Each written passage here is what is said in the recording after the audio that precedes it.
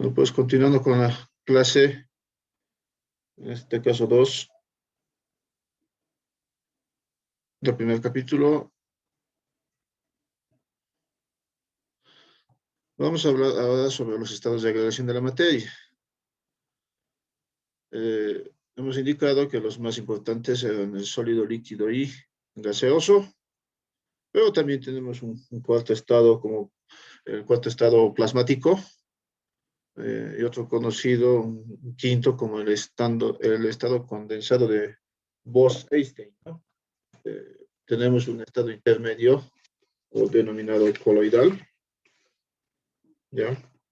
Y de los estados mencionados anteriormente, los tres principales vendrían a ser el sólido, líquido y gaseoso,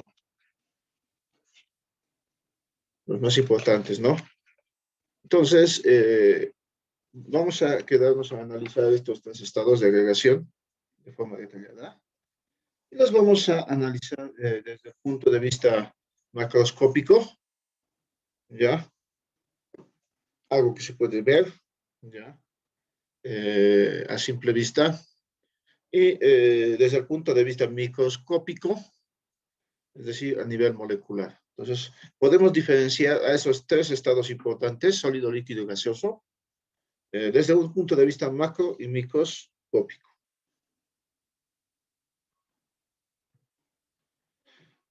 Desde el punto de vista macroscópico, vamos a estudiar características y propiedades de la materia en forma general, ya, según lo perciben nuestros sentidos. Tal es el caso, por ejemplo, del volumen y la forma, principalmente. Vamos a analizar también la compresibilidad. ¿Vamos? Entonces, desde el punto de vista macroscópico, vamos a estudiar estas propiedades. La forma,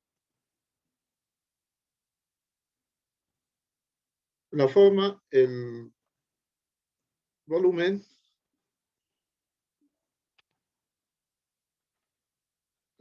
el volumen y la compresibilidad. Aquí tenemos los tres estados de agregación, sólido, líquido y gaseoso, ¿no? Vamos con el estado sólido. Los sólidos tienen forma definida y tienen volumen propio. Además de que no pueden comprimirse, ¿ya? Pueden agarrar cualquier trozo de madera o cualquier, en este momento, cualquier sustancia que tengan, van a poder observar que, por ejemplo, no vamos a poder comprimirlo si no lo destruimos, ¿no? Esa es otra característica, ¿no? El volumen es propio, el volumen del sólido no va a cambiar, ¿ya? Así sea un sólido granular, no va a cambiar, va a tener un volumen propio, ¿ya? Y los sólidos generalmente son de volumen de forma definida, ¿no? Por el contrario, el caso extremo sería el estado gaseoso. En el estado gaseoso la forma es indefinida, pues el gas va a adoptar la forma del recipiente que los contiene. Si ustedes tienen, estamos en un ambiente, en un cuarto, pónganse, el aire está ocupando ese ambiente, ¿no? El ambiente que estamos ocupando. ¿Estamos? Si nosotros pudiésemos, por ejemplo,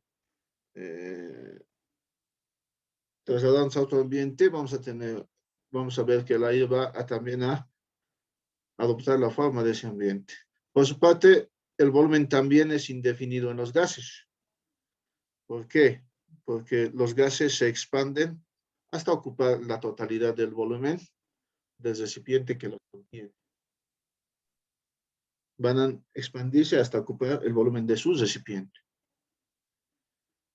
Vamos, podemos comprimir todo el aire que tienen en su cuarto en ese momento, sí lo podemos hacer mediante una compresora.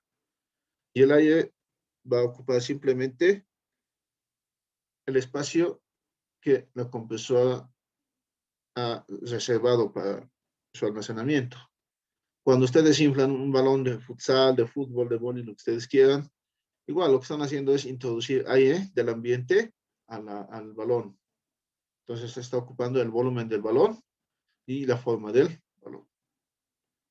El hecho de que se expandan hasta ocupar la totalidad de su volumen también nos indica que los gases se pueden comprimir, son compresibles,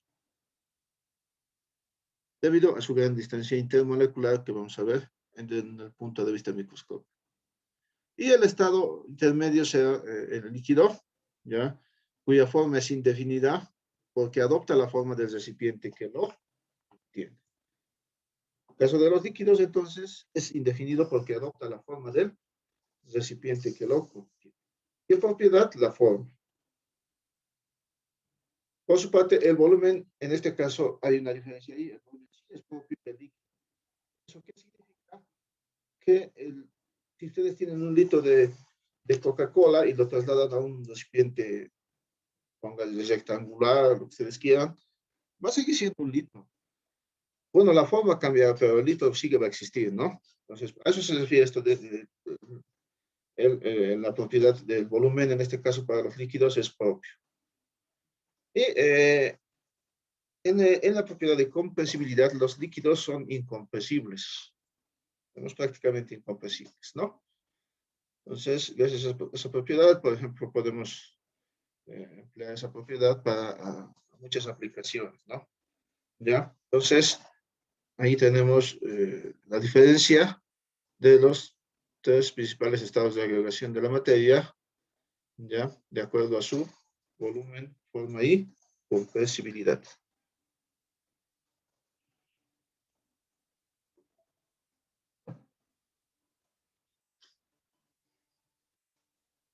Vamos a analizar a estos tres estados de agregación, ¿ya? Desde el punto de vista microscópico. Antes de analizar a estos estados de agregación, desde el punto de vista microscópico, debemos conocer los movimientos moleculares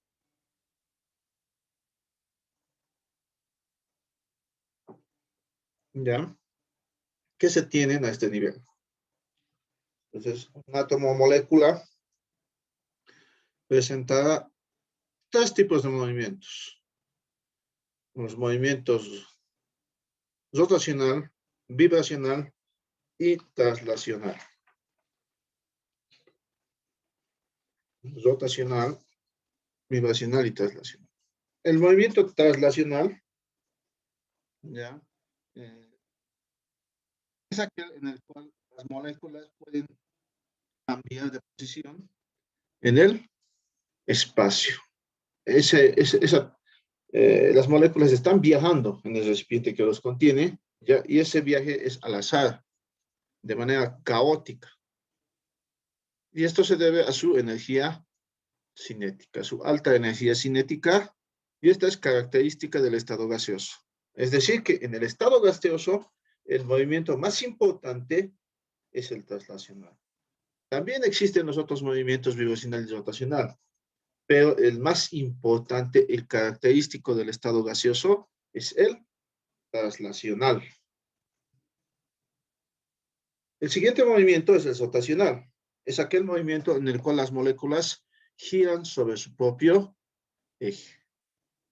Las moléculas giran sobre su propio eje.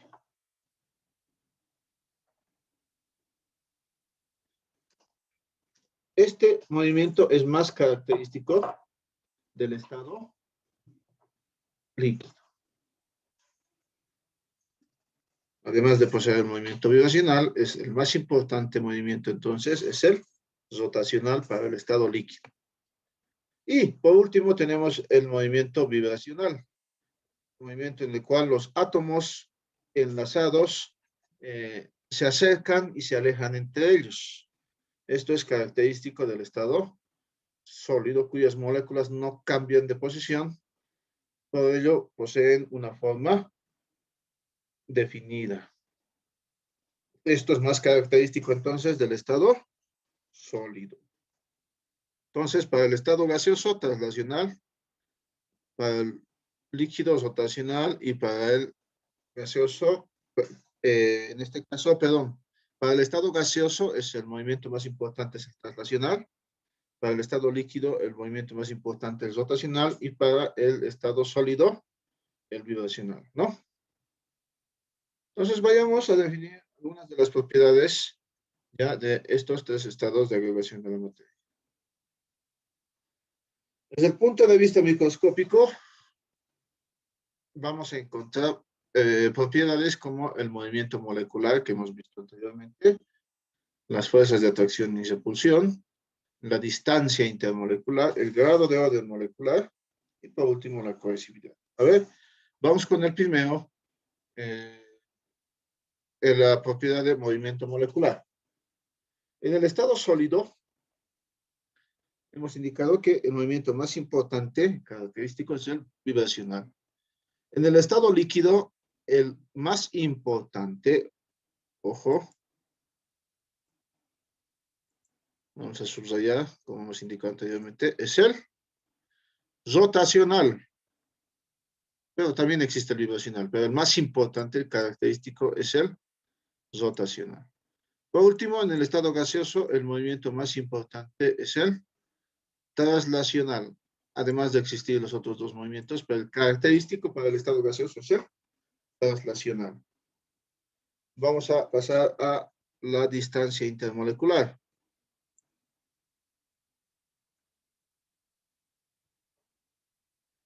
Vamos con la distancia intermolecular. Acá. En el estado gaseoso, la distancia intermolecular es grande. Por eso las moléculas se pueden comprimir. La distancia intermolecular es grande. En el estado líquido mediana y en el estado sólido pequeña. ¿Vamos? Este hecho de la distancia intermolecular también nos ayuda acá a analizar las fuerzas de atracción y repulsión. Ya, ¿no? ¿Por qué? Porque las fuerzas de atracción en el estado gaseoso prácticamente son nulas. Las fuerzas de atracción y repulsión prácticamente son nulas en el estado gaseoso. Más que todo esto vamos a analizar, por ejemplo, en los gases ideales, donde vamos a considerar este concepto para que nosotros podamos definir al modelo de gas ideal. ¿Vamos? Entonces, las fuerzas de atracción intermoleculares son nulas. Son muy pequeñas, prácticamente nulas. ¿Vamos? Además, en el estado líquido, por su parte, tenemos fuerzas de atracción intermedias. ¿Ya? Fuerzas de atracción y repulsión intermedias que se encuentran igualadas. Este hecho le da el carácter de continuidad a los líquidos. Por último, tenemos las fuerzas de atracción en el estado sólido son altas. Predominan las fuerzas de atracción. Por eso también tenemos esa característica macroscópica del sólido de que tiene forma propia. ¿Vamos? El grado de orden molecular en los sólidos es alto y perfecto. En el estado líquido es intermedio. ¿Ya? Y en el estado gaseoso es nulo. Es decir, no existe orden molecular. Las moléculas están viajando en todo el volumen del recipiente que los contiene, ¿ya? Eh, sin ningún patrón. Viajan de forma caótica.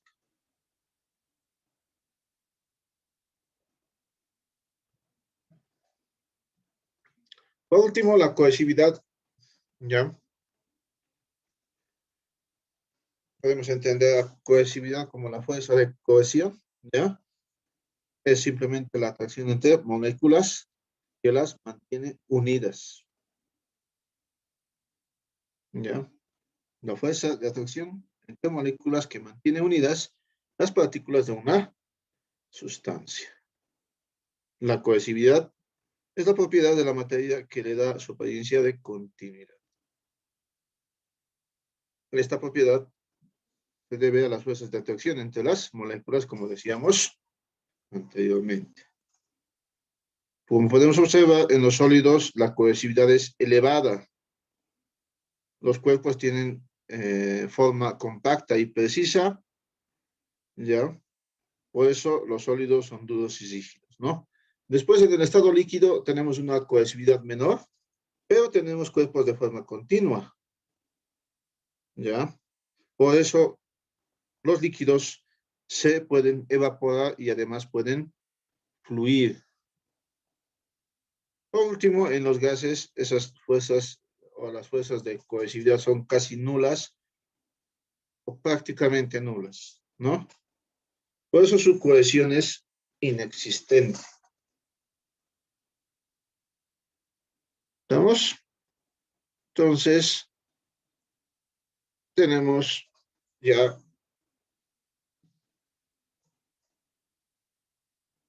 diferenciados los tres estados más importantes de agregación de la materia desde el punto de vista macroscópico y microscópico.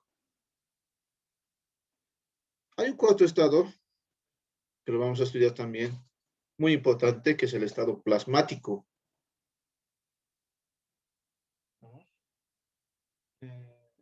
Este cuarto estado está constituido, el plasma está constituido por una mezcla de partículas neutras, iones positivos, ¿ya? Cuando hablamos de iones positivos, estaríamos hablando de átomos o moléculas que han perdido uno o más electrones. Por lo tanto, su carga sería electrones, ya, los cuales tienen una carga. Por ello, el plasma es un estado parecido al gaseoso, pero compuesto por iones, ya sean cationes o aniones. Cuando digo cationes, vamos a ver en el segundo capítulo, se habla de, por ejemplo, iones con carga positiva o iones con carga negativa en el caso de los. Vamos a ver con calma. Ingeniero, disculpe, no se Ingeniero, no se le escucha bien. escucha. A ver, a ver.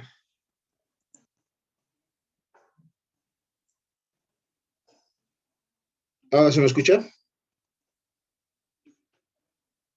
Sí, ingeniero. Sí, ingeniero. Ya. Vamos a mejorar el micrófono, ¿ya? Entonces, como decíamos, el plasma es un estado parecido al gaseoso, pero compuesto por aniones y cationes. Es decir, que son los cationes, son iones con carga positiva, y los iones con carga negativa son los aniones. Eso lo vamos a ver con más detalle en el capítulo siguiente. ¿Vamos? Entonces, el plasma es un estado parecido al gaseoso, ¿ya? Formado por iones separados entre sí, ¿ya? Además libres. Por eso podemos observar que el plasma es una. El 99% del universo es plasma. Estamos en el 99% del Pero universo aún está es con... plasma. Escucha entrecortado, ingeniero. Javier. Sí, que no se escucha bien. A ver, dame un segundo.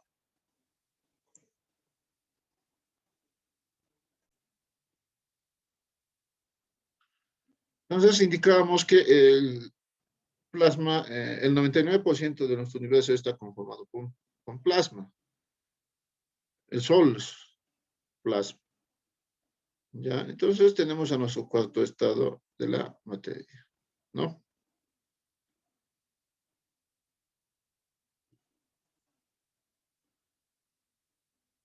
Podemos ver el siguiente estado, el estado condensado de Bose-Einstein, ¿ya? Considerado un quinto estado de materia, y el cual puede ser observado solo a nivel subatómico, ¿ya? Se le denomina condensado debido al proceso de condensación a temperaturas cercanas al cero absoluto. Es decir, que con este estado, o cuando llegamos al cero absoluto, nosotros estaríamos viendo este estado condensado de Bose-Einstein. ¿Vamos? Entonces, se denomina condensación de luz debido al proceso de condensación para el gas, ya, de partículas subatómicas que poseen ciertas características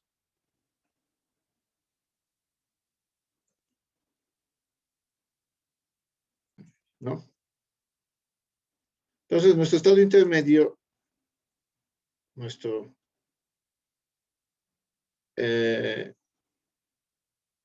estado intermedio coloidal se caracteriza porque tiene una fase continua y otra dispersa, ¿ya? Generalmente las partículas que se dispersan en el fluido no son solubles en ese fluido, ¿ya? Pero son suficientemente pequeñas para dispersarse en el recipiente. ¿Vamos? Entonces, tenemos nuestro estado intermedio o coloidal. Pasaremos ahora a analizar los cambios de estado. Vamos a encontrar nosotros, de acuerdo a los tres estados de gradación más importantes de la materia estudiados anteriormente, vamos a encontrar nosotros los siguientes cambios de estado. Estos cambios de estado se van a producir generalmente por la absorción o la liberación de energía, generalmente en forma de calor. ¿Vamos? Nosotros le adicionamos o le proporcionamos energía calorífica, por ejemplo, al agua, para que ésta se convierta en agua en estado gaseoso, por ejemplo. Si tenemos vapor de agua, agua en estado gaseoso, y les reducimos la temperatura a una temperatura menor a su punto de ebullición, obtendremos, por ende, que el vapor se va a condensar al estado líquido. ¿Estamos? Entonces, adicionando adicionando calor, vamos a poder obtener un cambio de estado, lo anterior, lo inverso también, ¿no? Cambio de estado es el proceso, nos indica, mediante el cual las sustancias pasan de un estado de gradación a otro. El estado de la materia depende de las fuerzas de cohesión que hemos analizado anteriormente, la cual hace que las moléculas se mantengan unidas, ¿no? La modificación de la temperatura o de la presión modificará dichas fuerzas de cohesión, pudiendo provocar esos cambios de estado. Entonces, cuando hablamos de aquello, estamos indicando eso, ¿no? La modificación de la temperatura nos indica que vamos a adicionar o vamos a disminuir la energía calorífica de un sistema, ¿no? Ahí tenemos nuestros cambios de estado, podemos iniciar, por ejemplo, con el estado líquido. Ya, si nosotros adicionamos calor al líquido, vamos a obtener que el líquido va a pasar al estado gaseoso. A este proceso se le denomina vaporización. ¿Estamos? Cuando nosotros adicionamos, por ejemplo, si partimos del estado sólido y adicionamos calor al estado sólido, ya directamente podríamos llegar del estado sólido al estado líquido mediante el proceso de fusión, ¿no? Ya le estamos adicionando calor al sólido. Si le damos mucho calor, podríamos saltar directamente del estado sólido al estado gaseoso, sin pasar por el estado líquido. Tendríamos el proceso de sublimación. Sublimación, pasar de sólido al gaseoso directamente. Por su parte, si nosotros reducimos la temperatura bruscamente de un estado gaseoso, o podemos, en un primer caso, obtener la condensación. Y si lo hacemos directamente, el proceso será la sublimación inversa o deposición, pasar de gas a sólido. Y por el paso del líquido al sólido, nosotros entenderemos que este esta operación se denomina la solidificación, ¿no? Este cambio de estado de pasar de sólido a líquido, ¿no? Entonces, estos son los cambios de estado. Estos ocurren por la modificación de la temperatura, como hemos indicado, ¿ya? O la presión. ¿Vemos? Principalmente la temperatura, pues estas modificaron las fuerzas de atracción o cohesión, ¿ya? Las cuales van a provocar ese cambio de estado. Pasaremos a otro punto, es relacionado con el concepto de sistema O y fase.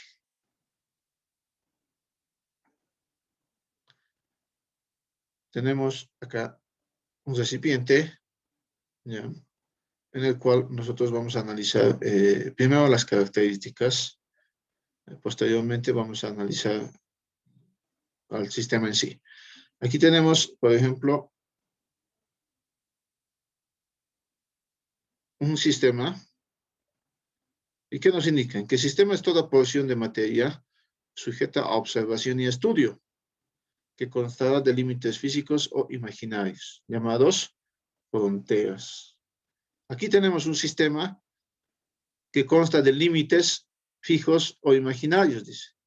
Límite físico, perdón, físico, el recipiente. Ese es el límite de nuestro sistema en estudio. Lo que está fuera del recipiente, que es el límite físico, es el entorno. Siempre va a existir, entonces, un entorno al estudio de nuestro sistema. Y por la parte superior observan que no hay nada. No hay nada acá arriba. Entonces será un límite imaginario hasta acá. ¿Vemos? Esos límites físicos o imaginarios se llaman fronteras que los separan del medio ambiente circundante. ¿Qué tenemos en el recipiente? Podemos observar una fase líquida, una fase sólida, ya hemos indicado los límites, ¿ya? También estamos encontrando, por ahí no se nota muy bien, hielo, ¿ya? Entonces, el sistema va a ser esa porción que nosotros vamos a limitar y vamos a estudiar.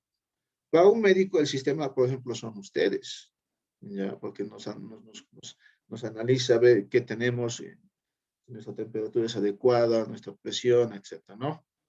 Entonces, para un médico será el sistema nosotros.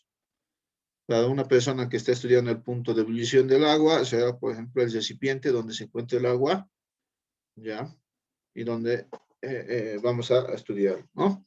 Para un biólogo, por ejemplo, que se dedica, pónganse a estudiar la cantidad de ciertas especies en un ecosistema, en una región, que hacen los biólogos, los que van a estudiar ambiental, por ejemplo, ¿no? Los primeros semestres van a ir a estudiar una cierta región, pónganse, van a empezar a delimitar su región, pónganse, puede ser un área de 2 por 2 metros o de 10 metros cuadrados, etcétera. Van a delimitar y van a estudiar qué especies se encuentran ahí, qué habrá, mariposas, abejas, hormigas, etcétera, ¿no? Entonces, es su sistema, ustedes lo están definiendo. Los límites ustedes los están definiendo, ¿no? Entonces, el sistema es toda porción de materia sujeta a observación y esto. Ahora vamos a ver qué es fase. Fase es toda porción del sistema o materia química y físicamente homogénea. O sea, igual, a simple vista se tiene que observar que físicamente es homogénea, única. Ahí tenemos 3 tipos de casos. En el primer caso, habíamos estudiado ya un poquito. Hemos indicado que la sal se disuelve en agua, ¿verdad? Entonces, si ustedes disuelven, pónganse una 4 cucharilla en una tacita, observaron que prácticamente sigue siendo agua. El sabor ya será diferente, ¿no? Pero a simple vista ustedes van a poder observar que solo tienen una fase líquida, pues la sal se ha disuelto en este solvente o disolvente, ¿no? Entonces, tenemos una sola fase. Obvio, tenemos 2 componentes, que es la sal y el agua, ¿no? Vamos con el siguiente caso. Observen ustedes, tenemos un recipiente con hielo y agua. Ustedes a simple vista, si ustedes colocan hielo a un recipiente, van a observar con agua, van a observar claramente que el hielo se nota, ¿no? Se observa a simple vista. Como se puede diferenciar el hielo del agua, ya en un inicio, entonces tenemos un sistema con dos fases. Una fase sólida, que sería el hielo, y una fase líquida. ¿Vamos? Pero tenemos un solo componente, H2O, agua, porque hielo es H2O, agua es H2O, ¿no? Ojo, hay que saber diferenciar, ¿no? Por último, tenemos un sistema en el cual hemos mezclado aceite y agua. Ustedes también a simple vista van a poder observar que el aceite no se va a mezclar con el agua, no se va a disolver como la sal en el agua, ¿no ven? Forman dos capas. El aceite, por su menor densidad, se lleva a la parte superior, ¿ya? Va a formar una fase. Y el agua, en la parte inferior, formará otra fase. Tenemos dos fases en este primer en el recipiente, ¿no? Que está al lado izquierdo. ¿Estamos? Dos fases. Aunque sean líquidas, pero son dos fases. Y tenemos dos componentes, aceite y agua. Entonces, tenemos que saber diferenciar fase, ¿ya? Fase es toda porción del sistema química y físicamente homogéneo. Los cambios de estado, como hemos visto en el caso 2, ahí el hielo y agua, los cambios de estado son sinónimos de cambios de fase, ¿ya? Son fenómenos físicos, ya, los cambios de estado. Ya, entonces un cambio de estado es sinónimo de cambio de fase, simplemente, ¿no?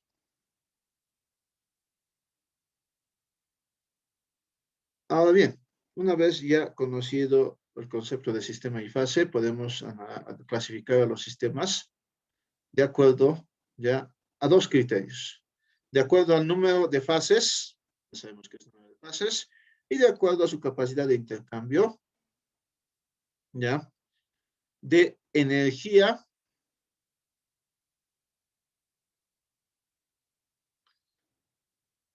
de acuerdo a su capacidad de cambio de energía, por si acaso, energía.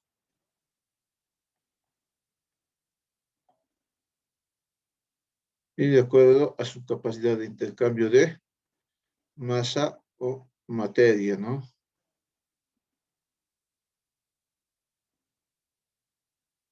Si clasificamos a los sistemas de acuerdo a su capacidad de intercambio, de acuerdo al número de fases, empezaremos con el más sencillo, tendremos lo siguiente, ¿no? De acuerdo al número de fases, vamos a tener sistemas homogéneos y sistemas heterogéneos. Hace rato ya hemos visto esta diapositiva. Esto es un sistema homogéneo, porque tenemos una sola fase. Esto es un sistema homogéneo. Se observa a simple vista una sola fase. Estos dos casos, aceite y agua, y hielo y agua, son sistemas en este caso heterogéneos, porque a simple vista vamos a observar mínimamente dos fases. Entonces, estos son sistemas heterogéneos. Un sistema homogéneo presenta una sola fase. Tal es el caso del agua o sal con, en este caso, agua con azúcar o agua con sal, por ejemplo, ¿no? Por el otro lado, los sistemas heterogéneos son aquellos que presentan más de una fase. Hemos visto el ejemplo claro, el agua y el aceite. Simple vista se observan esas fases, ¿no? Por el otro lado, si clasificamos a la materia de acuerdo a su capacidad de intercambio de energía y materia, vamos a toparnos con tres tipos de casos. Los sistemas cerrados, abiertos y aislados. Los sistemas abiertos son aquellos que intercambian materia y energía. Por ejemplo, ustedes al tomar el desayuno se han calentado con, se puede ser su caldera, una ollita, digamos, una caldera, póngale agua, ¿no? Hemos introducido agua. Eso es nuestro sistema, ¿ya? Estamos analizando a la caldera con agua. Una vez que empieza a ebullir, observarán, antes de empezar, primero que estamos transfiriendo energía calorífica a nuestro sistema, a la caldera, ¿verdad? Por eso nosotros lo colocamos dentro de la hornilla y prendemos la hornilla, ¿ves? De la cocina. Entonces, estamos transfiriendo energía calorífica a la caldera. Entonces, existe intercambio de energía. Pero también, en el momento en que empieza a ebullir, y en todo ese proceso, va a haber cierta cantidad de agua que va a pasar al estado vapor y va a salir de nuestra caldera, ¿verdad? Entonces, como nuestro sistema es la caldera, el límite es la caldera, entonces existe también intercambio de materia, porque del sistema se está expulsando al entorno, al ambiente, agua en estado vapor, por lo tanto existe intercambio de materia. Eso es un sistema abierto, intercambio de materia y energía. Un sistema cerrado solo intercambia energía. ¿Cuál es el caso?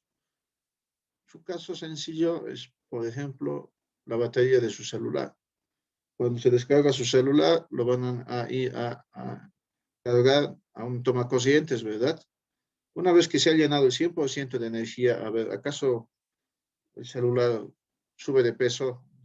¿Tiene mayor masa? No, no ve. Sigue siendo el mismo peso del celular, pero sí ha cargado energía, sí ha transferido energía a nuestro entorno. Entonces, tenemos un sistema, se hincha la batería. Esos son los casos extremos cuando la batería ya no sirve, ¿no ve? ¿Ya? Una pila también es otro ejemplo de sistema cerrado. El foco, ¿ya? Y por último, los sistemas aislados son aquellos que no intercambian materia ni energía. El vacío, por ejemplo, sería un sistema aislado, ¿no? Nosotros tenemos algo cercano a estos sistemas aislados, sí, casi. Por ejemplo, el termo, pero no es 100% aislado, pero sí se asemeja, ¿no? El termo. El termo, por ejemplo, lo podemos utilizar para almacenar agua caliente, ¿no? Si fuera totalmente aislado, de aquí a 100 años deberías tener agua caliente, pero no ocurre eso, ¿verdad? Así que casi aislado, sí, podemos considerarlo el termo. El plastoformo lo mismo, ¿ya? Entonces, ya hemos clasificado a la materia de acuerdo a dos estados, no, de acuerdo, perdón, a su capacidad de intercambio de energía y materia y, por otro lado, de acuerdo al número de fases.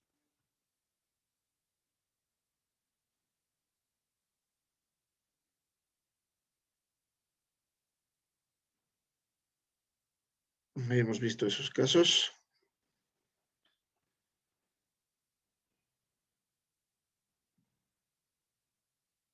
Ahora bien, vamos a clasificar a la materia. Aquí hemos ido analizando el concepto de sistema y fase. Ahora nos corresponde a clasificar la materia, ¿ya?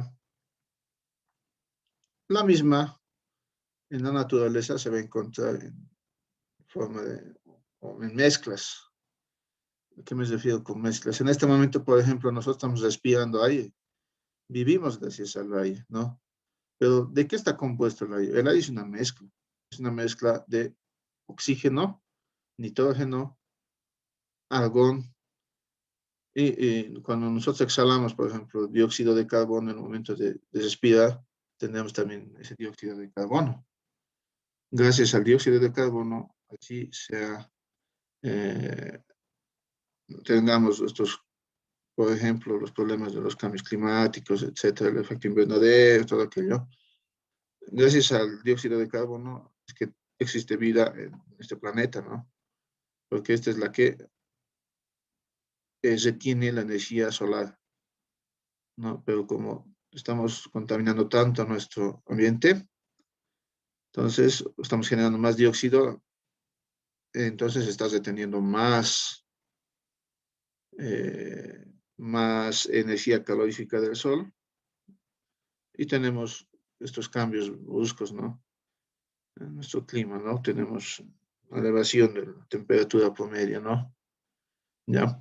Entonces, y a nosotros, ¿qué nos interesa del aire? No nos interesa el nitrógeno, el argón, el dióxido de carbono. No, nos interesa solamente el oxígeno. nosotros respiramos, exhalamos o inhalamos aire, pero nosotros asimilamos y necesitamos solo el oxígeno, porque para realizar nuestras funciones vitales, es decir, tengamos vida, nosotros vamos a aspirar oxígeno. Ese oxígeno va a reaccionar con, como decíamos el día de ayer, con energía calorífica interna, perdón, la energía almacenada gracias a los alimentos.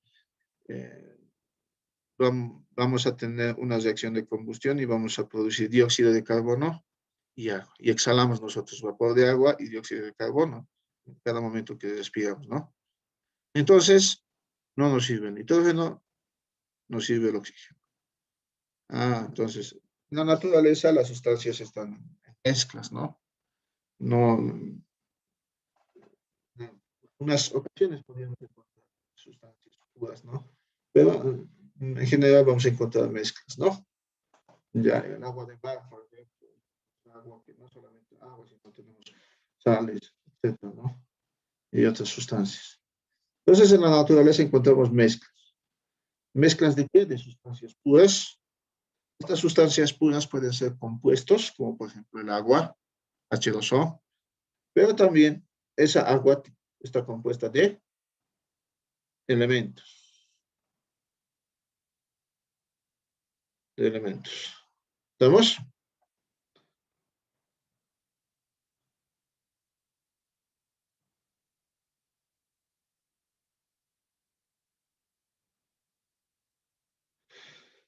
Entonces, en la naturaleza tenemos mezclas, estas compuestas de sustancias puras, las sustancias puras de compuestos y los compuestos están formados por elementos.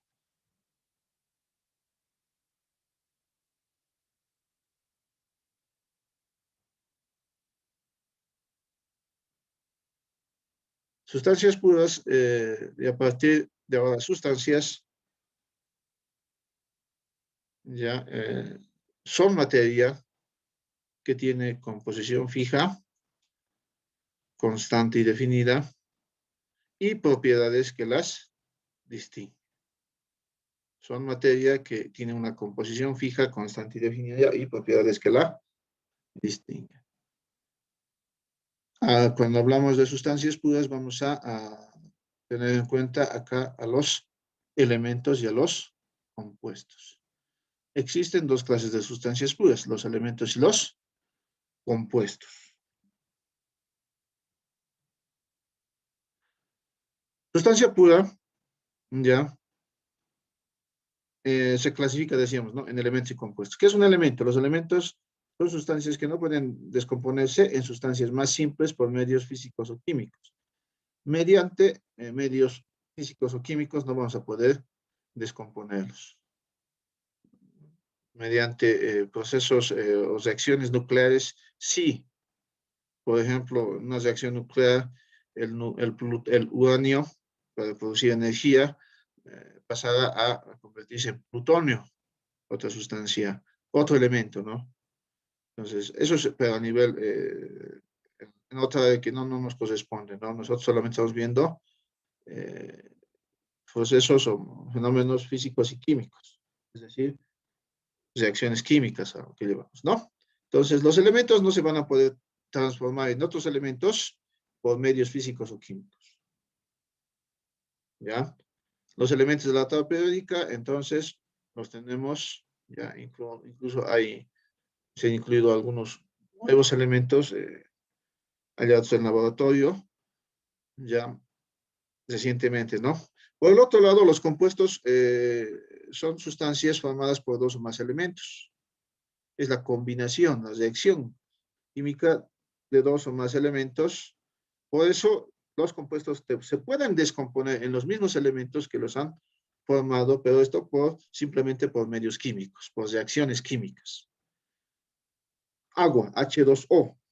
Ahí tuviésemos nosotros H2O. A ver, voy a hacer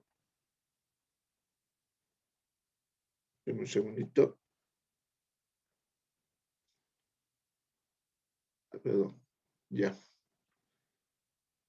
No hay problemita con el lápiz. Aquí tenemos, a ver, acá vamos a hacer tenemos H2O. El agua se podría descomponer en los elementos que lo han formado. ¿Estamos? Entonces, aquí está ya la reacción de descomposición. Ya si quisiéramos. Entonces, el compuesto es este, es agua. Y los elementos que lo han formado son el hidrógeno y el oxígeno, ¿no? Entonces, esta es una reacción química. En el tercer parcial vamos a ver que siempre hay que igualar las reacciones químicas. ¿Ya? Entonces, el compuesto se puede descomponer mediante una reacción química en los elementos que lo han formado. Pero los elementos no pueden transformarse en otros elementos mediante fenómenos o procesos físicos o químicos. Eso nos decía Lavoisier, ¿verdad? En la naturaleza la materia no se crea ni se destruye, solamente se transforma, excepto en reacciones nucleares, ¿ya? Entonces, bueno, ese excepto lo hemos incluido posteriormente, ¿no? Entonces acá tenemos que saber diferenciar entre elemento y compuesto, ¿no? Vamos con el concepto de mezcla y combinación.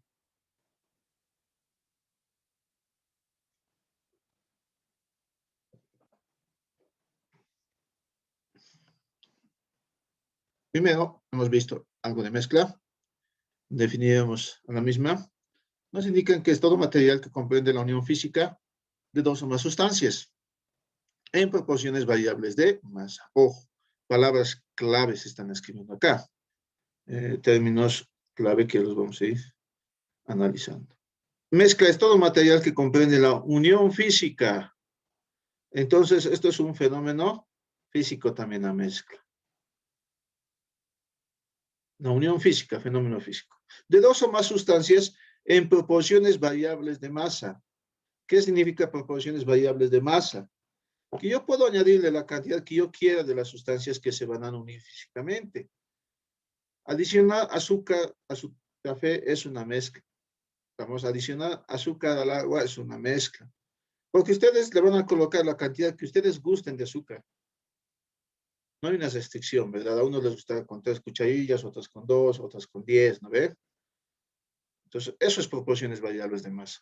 Cuando hacemos la unión física, no existe un patrón que nos diga exactamente cuánto vas a adicionar, ¿no? Donde cada componente conserva sus propiedades y composición.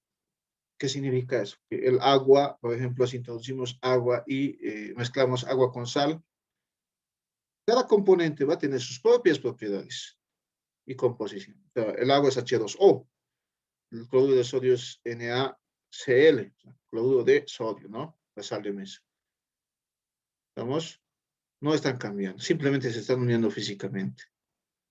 ¿Podemos separarlos por medios físicos? Sí. ¿Cómo separo al agua de la sal? Hago hervir esa agua con sal hasta que todo el vapor, el agua líquida se vuelva vapor y lo que me va a quedar en el recipiente es la sal. ¿Vamos? Puedo volver a condensar esa agua en estado vapor al estado líquido y ya he separado agua de sal. Y simplemente hemos utilizado, hemos hecho un proceso o un fenómeno físico adicionándole calor. No hay reacción química ahí. ¿Estamos? Entonces, mezclas todo material que comprende la unión física de dos o más sustancias en proporciones variables de masa, donde cada componente conserva sus propiedades y composición. Ahí tenemos mezclas homogéneas y mezclas heterogéneas, como las que hemos indicado anteriormente, ¿no? Estamos indicando acá que las mezclas se van a dividir en mezclas homogéneas y mezclas heterogéneas. Hemos visto sistemas homogéneos y heterogéneos, ¿no? Estamos acá también. Una mezcla heterogénea es aquella que sus componentes pueden distinguirse a simple vista. Ahí tenemos, por ejemplo, el primer gráfico, ¿no? Agua y aceite, heterogéneo. A simple vista vamos a observar esas dos fases.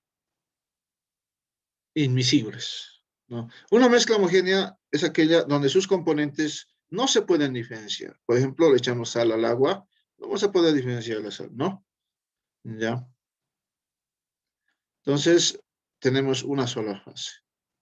Alguien dirá, pero si cuando le echo mucha sal se va a precipitar o va a llegar a la parte inferior del recipiente, ¿qué está ocurriendo ahí? No, es que ahí también estamos colocando demasiada sal. Estamos sobresaturando nuestro sistema. No estamos llevando a ese punto, simplemente le echamos cierta cantidad adecuada de sal, donde la sal se va a dispersar fácilmente en el recipiente. ¿Ya? Entonces, mezcla de agua y azúcar es un sistema homogéneo, o una mezcla homogénea, sal y agua, mezcla homogénea. El aire que respiramos es una mezcla homogénea, ¿ya? Donde las sustancias son miscibles, dice, ¿no?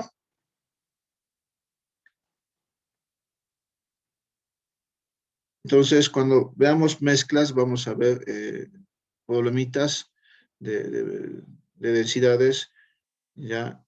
Vamos a tener los primeros problemitas. Entonces, las mezclas en estado líquido las vamos a denominar solución, por si acaso. Las mezclas en estado líquido las vamos a denominar solución o disolución, ¿ya? La masa de la mezcla se llama de la siguiente forma. Ahí tenemos la expresión. La masa de la mezcla, la masa total, es igual a la suma de las masas de los componentes. Primera ecuación importante que tenemos que recordar para resolver problemas. La masa total es igual a la suma de las masas de los componentes de la mezcla. Por su parte, el volumen de la mezcla se hallará de la siguiente forma, ¿no? Si el volumen total será igual a la suma de los volúmenes de los componentes de la mezcla, cuando son miscibles. Cuando son miscibles. ¿Vamos? El volumen total o volúmenes aditivos, les dicen a veces en los problemas. Ya el volumen total es igual al volumen de los componentes que componen la mezcla. Ecuación importante también que podemos ir ya recopilando para el formulario, ¿no? Para resolver problemas. Vamos con combinación. Combinación será aquel sistema material resultante de la transformación íntima de varias sustancias. Es la unión química de una o más sustancias, de dos o más sustancias. De dos o más sustancias, lo correcto, ¿no? Es la unión química de dos o más sustancias. Entonces, aquí estamos hablando de reacciones químicas. Y al ser reacciones químicas, las proporciones son fijas de masa. Ya no existe acá al gusto del cliente, yo quiero echarle más de reactivo de uno o del otro para producir más producto. No. En el tercer parcial vamos a analizar el concepto de reactivo limitante y reactivo en exceso. Si tú le echas mucho de un reactivo, no vas a producir más de lo que el otro reactivo te va a ofrecer. Y si sobra, sobra nomás. Reactivo en exceso. Entonces, en combinación, las proporciones son fijas, exactas, que hay que introducir de las masas de los reactivos. Decíamos, además, en combinación vamos a encontrar que, como se puede observar, vamos a tener reacciones químicas, decíamos, ¿no? Por ejemplo, tenemos el cloro gaseoso que reacciona con el hidrógeno gaseoso para producir ácido clorhídrico, ya balanceada la ecuación que vamos a ver en el tercer parcial. Acá tenemos, ¿no? Una molécula de ácido clorhídrico, otra molécula de ácido clorhídrico. Esto es una combinación. Entonces, cuando se habla de combinación, estamos hablando de reacciones químicas, porque existe una transformación íntima de las sustancias, donde se están uniendo químicamente, están ejercitando su actividad química los reactivos.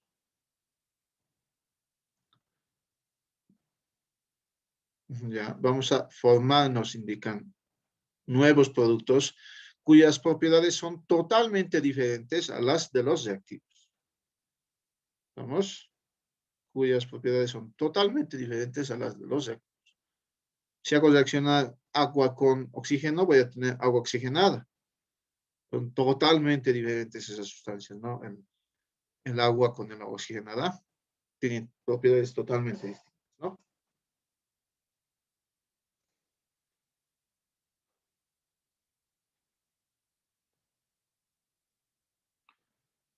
Entonces, la diferencia se puede extraer simplemente de las dos redacciones anteriores, ¿no?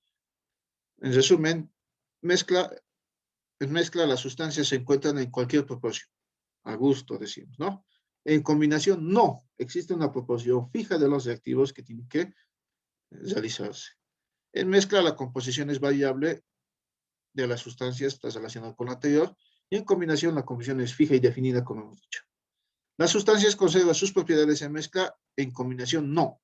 Las sustancias originales desaparecen, originando nuevas sustancias que tienen propiedades totalmente diferentes. En mezcla, los componentes se pueden separar por medios físicos. En combinación, solamente puede volver a obtenerse los componentes iniciales mediante otra reacción química. En mezcla, decíamos, podríamos separar agua y sal, sí lo podemos hacer solamente con una operación física, ¿ya? Ebullición del agua y asunto arreglado, ¿no? ¿Ya? En mezcla, los átomos y moléculas no interactúan entre sí, en combinación sí. Existe reacción química. Por eso aquí está, ¿no? Los átomos están interactuando entre sí, reacción química, para formar nuevos productos. ¿Vamos? Esa es la diferencia entre mezcla y combinación. Vamos a analizar ahora las propiedades de la materia, ¿ya? Vamos a encontrar propiedades intrínsecas y propiedades extrínsecas, ya simplemente un resumen, ¿ya? Las propiedades intrínsecas de la materia son las cualidades características de cualquier muestra de una sustancia, independiente del tamaño o forma de dicha muestra. Más o menos también relacionando con las propiedades intensivas. ¿Vamos? Es decir, que estas propiedades no cambian aunque cambie, por ejemplo, la masa de una sustancia. ¿Ya? Tenemos a la densidad, color, ya no van a cambiar, ¿no? Si nosotros cambiamos de masa. Ustedes hagan una hoja de papel, dividan entre 10 partes, van a ser el mismo color, ¿no ve? Eso es esta propiedad, a eso se refiere esta propiedad. Por el otro lado, las extrínsecas son las cualidades que no son características de la sustancia propiamente dicha y están relacionadas con la cantidad de materia. Son propiedades extrínsecas, por ejemplo, la masa, el peso, volumen, etc. Lo estaríamos relacionando con propiedades intensivas y extensivas. ¿Estamos? Intensivas y extensivas, ¿no? Las propiedades intrínsecas de la materia y extrínsecas de la materia, hemos dicho, ¿no? Las propiedades de la materia simplemente, ¿no? Estamos describiendo en general todas, no las estamos separando, por si acaso. Ya se ha separado anteriormente. Estamos analizando aquí las propiedades extrínsecas e intrínsecas de la materia. Ojo, ¿estamos? Tenemos a la masa, una propiedad de la materia, ¿ya? En este caso, extrínseca, nuevamente. Ojo, no esto, podemos colocar propiedades de la materia, además, ¿ya? No, cuidado que se confunda. Acá. Acá. ¿Estamos? Lo que estamos mezclando ya todas las propiedades más conocidas, ¿ya? Entonces, propiedades de la materia simplemente, ¿no? ¿Qué propiedades tenemos a la masa? Es la cantidad de materia que tiene un cuerpo o sustancia. Ese valor no va a variar con la posición, altura, ni en un lugar de la Tierra o la Luna, ¿no? Es un escalar, no es un vector, recordemos, en física, ¿ya? Y sus unidades son kilogramos, gramos, toneladas, libras, onzas, etc.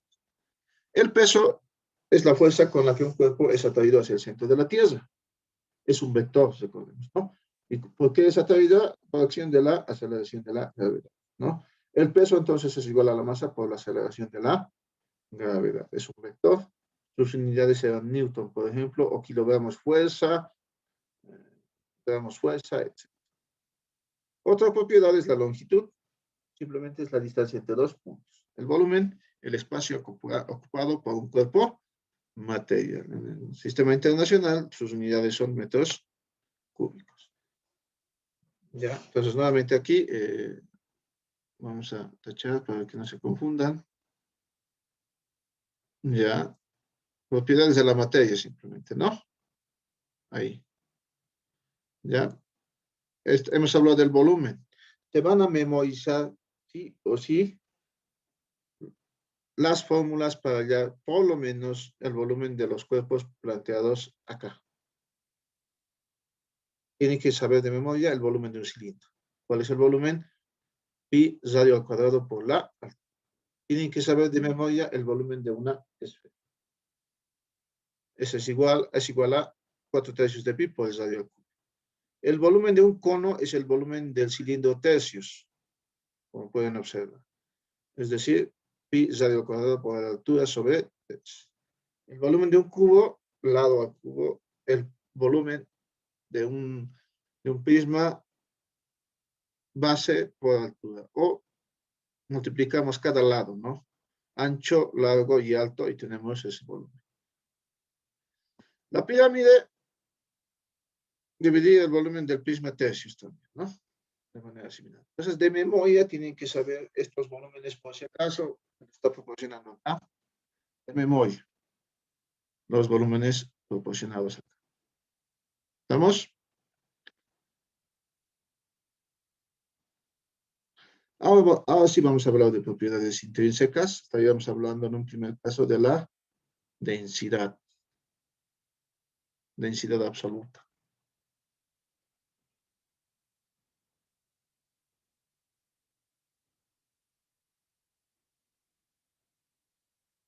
Densidad o masa específica se va a definir como la masa de una sustancia que ocupa una unidad de volumen. Se define como la masa de una sustancia que ocupa una unidad de volumen. ¿Qué podríamos decir también? Que volúmenes iguales de diferentes sustancias contienen masas diferentes. ¿Qué significa eso? A ver, ustedes podrían indicar ¿qué pesa más? ¿Un kilo de acero o un kilo de algodón? Son lo mismo. Son iguales. ¿Qué pesan? Son un kilo. Es lo mismo, son un kilo, ¿no? Pero ¿cuál es la diferencia entonces entre esos dos? Que el volumen, que el volumen que ocupa un kilo de acero es totalmente diferente al volumen que va a ocupar un kilo de algodón, ¿no? Abismal la diferencia, ¿no? Entonces, ¿cómo diferenciamos esto? A través de la densidad, ¿no? Pues decimos que es la masa de una sustancia que ocupa una unidad de volumen. Podríamos indicar, tal vez, que de manera, podríamos diferenciar las sustancias. Por ejemplo, si yo digo que esta sustancia es más pesada que la otra, estaríamos diciendo indirectamente que tiene una mayor densidad, ¿ya? Entre el agua y el aceite, la densidad del agua es 1. La densidad del aceite es 0,79 gramos centímetro cúbico en ambos casos. Si les digo 1 es mayor a 0,79, les diría simplemente que el agua es más pesada que el aceite. ¿Estamos? Términos simples, generalmente, a veces de esa forma lo diferencian, ¿no? Entonces, hay una diferencia en aquello, ¿no? En el volumen que ocupan las sustancias. Pero una misma sustancia va a tener la misma densidad, por eso es una propiedad intensiva o propiedad intrínseca de la materia, ¿ya? Un centímetro cúbico de agua va a tener la densidad que es 1. Agarren una olla de agua, van a medir la densidad, les va a salir 1. Agarren un océano de agua, la densidad les va a salir 1. ¿Estamos? Entonces, la densidad es igual a la masa sobre el volumen. Masa sobre volumen. Para una sustancia pura o para una mezcla. Si yo tengo agua, ¿puedo hallar su densidad? Sí, dividiendo su masa sobre su propio volumen. Esa hallo la densidad. Para alcohol, lo mismo. Divido su masa, la masa del alcohol, sobre el volumen del alcohol. Si mezclo agua y alcohol, ¿puedo hallar la densidad de la mezcla? Sí. La densidad de la mezcla será masa de la mezcla sobre el volumen de la mezcla. Pero hace rato hemos hablado de dos ecuaciones, ¿se acuerdan? La masa de la mezcla y el volumen de la mezcla es igual a que la masa de la mezcla es igual a la suma de las masas de las sustancias que intervienen en la mezcla. El volumen de la mezcla será la suma de las sustancias, de los volúmenes de las sustancias que están en la mezcla. Otra ecuación que tenían que saber sí o sí para ir resolviendo problemitas. ¿Vamos? Acá en el cubo podemos observar que la densidad también, ya sea de estos n cubos, va a ser la misma que la densidad de este cubito, porque son la misma sustancia. ¿Vamos? Entonces, propiedad intensiva no depende de la cantidad de materia, ¿ya? Una de ellas es la densidad. Analizaremos más a la densidad. La densidad de un cuerpo está relacionada con su capacidad de flotar. El cuerpo va a flotar si su densidad es menor, ¿ya?, al de una sustancia. Generalmente a veces tenemos problemitas conceptuales teóricos en sus exámenes. Ojo, en esa parte, ¿no? A ver, ¿qué significa esto? Si nosotros nos dicen un cuerpo flotará si su densidad es menor que la de la sustancia. Por ejemplo, la madera flota sobre el agua. Tendrá entonces la madera, ciertos tipos de maderas, ¿no? Tendrán una densidad menor a la del agua. El plomo se va a hundir en el agua. ¿Por qué? Porque el plomo tendrá una mayor densidad que la del agua. Y la madera tendrá una densidad menor. Ahí tenemos, por ejemplo, ya otros ejemplitos, ¿no? Aquí estamos mezclando, por ejemplo, con agua, el huevito se va a introducir dentro del recipiente. Con agua con sal, observaremos que vamos a tener que calcular la densidad de la mezcla y podemos obtener otro caso, ¿no? En cualquier caso, si flota el huevo, significa que su densidad es menor a la densidad de la mezcla, en este caso, agua con sal, ¿no? Y, ojo, la sustancia que tiene menor densidad siempre va a subir a la parte superior, siempre se va a ubicar en la parte superior, pero no. En este caso, el aceite tiene una densidad menor a la del agua y el agua tiene una densidad menor a la de la arena. Entonces, siempre va a existir aquello. ¿Estamos? Vamos a ver el concepto de densidad relativa.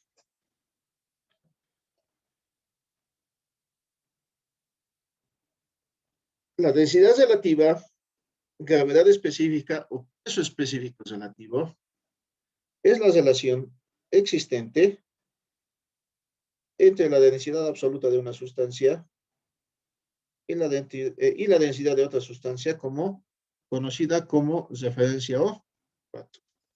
La densidad relativa, nuevamente se van a recordar, gravedad específica o peso específico relativo, son lo mismo, es la relación existente entre la densidad absoluta de una sustancia y la densidad de otra, conocida como referencia o patrón. Pero tenemos que saber diferenciar. En los líquidos y los sólidos, la sustancia patrón va a ser el agua. O sea, vamos a dividir, para hallar la densidad relativa, vamos a dividir sobre la densidad del agua. En los gases, vamos a dividir sobre la densidad del aire. Hay una diferencia ahí. En general, la densidad relativa es igual a la densidad absoluta de la sustancia sobre la densidad de la sustancia patrón. Nuevamente, en líquidos y sólidos, el agua es la sustancia patrón. En gases, el aire. La densidad relativa no tiene unidades, es adimensional. Pero aquí veremos entonces algo más.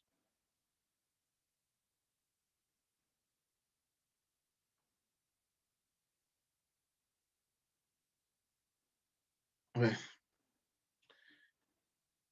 Por ejemplo, tienen que recordar de aquí para siempre que la densidad del agua tiene el valor de 1 gramo centímetro cúbico de memoria. Otra sustancia conocida, por ejemplo, es el mercurio, que vamos a tener que memorizarnos también. La densidad del mercurio es 13,6 gramos centímetro cúbico. Para el aire, la densidad del aire es igual a 1,29, pero ojo las unidades. Gramos por litro. Por litro, ¿no? De memoria, a recordarse. Okay. Entonces, la densidad relativa, cuando hablemos de sólidos y líquidos, dividen sobre 1 gramos centímetro cúbico, que es la densidad del agua. ¿Estamos? Entonces, basta simplemente con darle unidades a la densidad relativa cuando se trata de sólidos y líquidos. Ya vamos a resolver ejercicios de esa parte. Más adelante, ¿ya?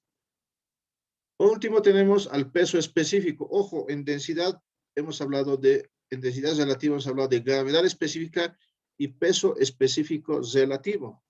Ojo, no estoy hablando de solamente peso específico. Dice peso específico. Peso específico. Aquí estamos. Relativo. Peso específico relativo es densidad relativa. Otra cosa es peso específico. No hay relativo aquí, ¿no? Entonces, el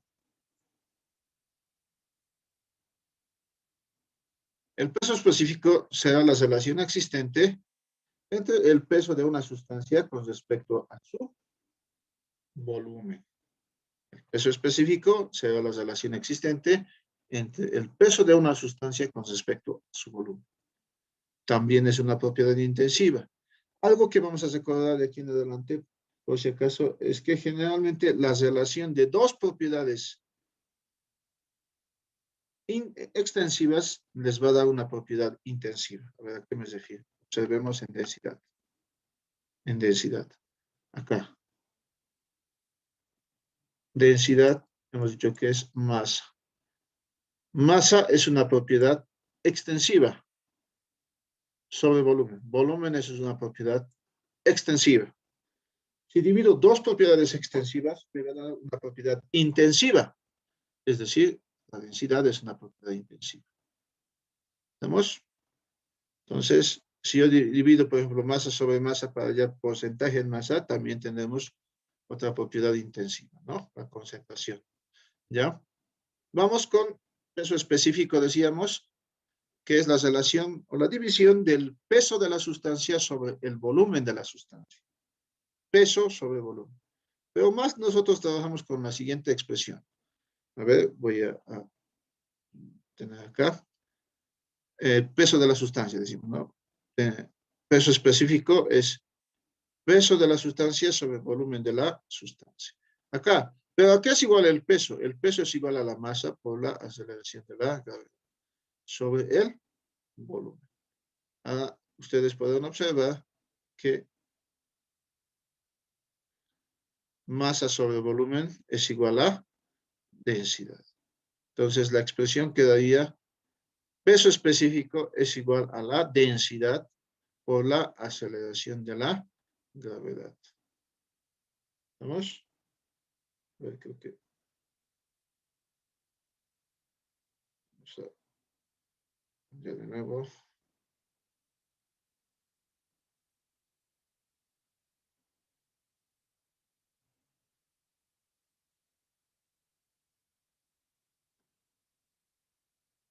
Entonces, el peso es igual, peso específico es igual a la densidad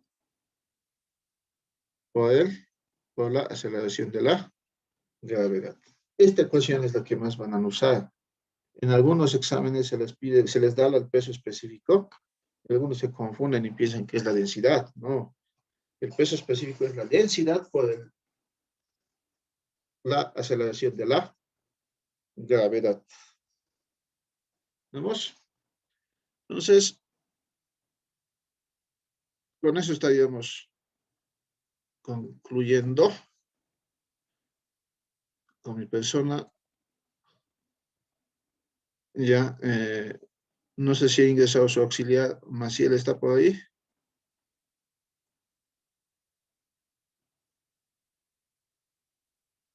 Recién va a ingresar, seguro. Esperamos un minutito. ¿Estamos? Entonces, a ver, conmigo quedaríamos hasta acá.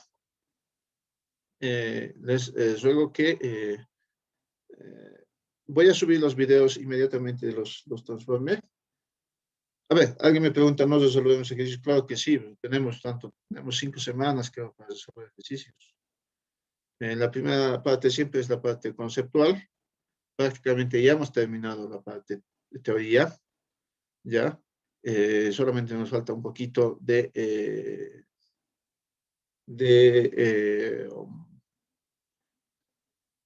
conceptos de calor y temperatura y empezamos a resolver ejercicios. El siguiente viernes ya vamos a resolver ejercicios, por si acaso, ya, tanto de densidades, factores de conversión y temperaturas, ya, el siguiente viernes. Los PDFs, los voy a corregir, tengo que aumentar unos detallitos más. Les voy a pasar, denme hasta el día de hoy, les voy a pasar el documento, el texto que les había indicado, ya.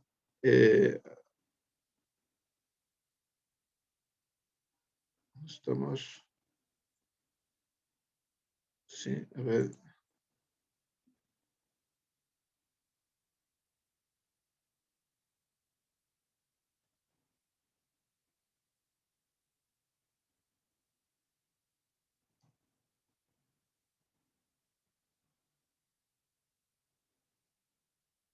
Ya, creo que se puede, entonces, mostrarles de acá.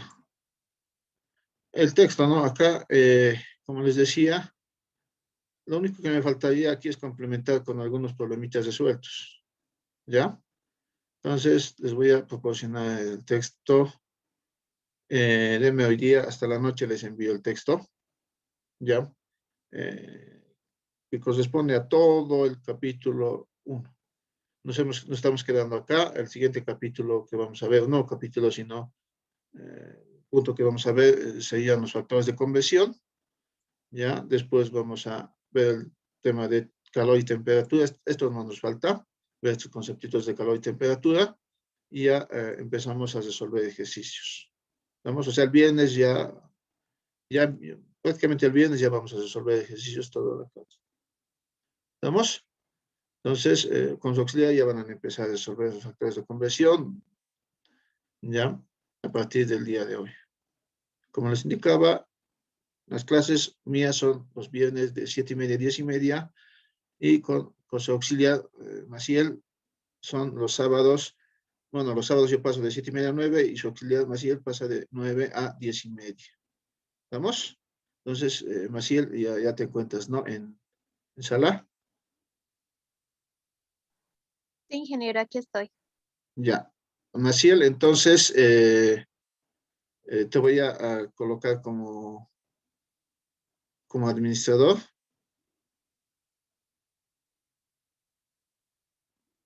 Un segundito.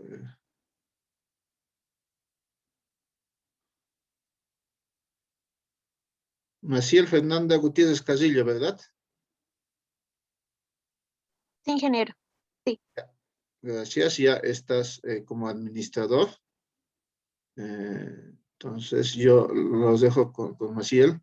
Nos vemos el siguiente jueves, que digo viernes.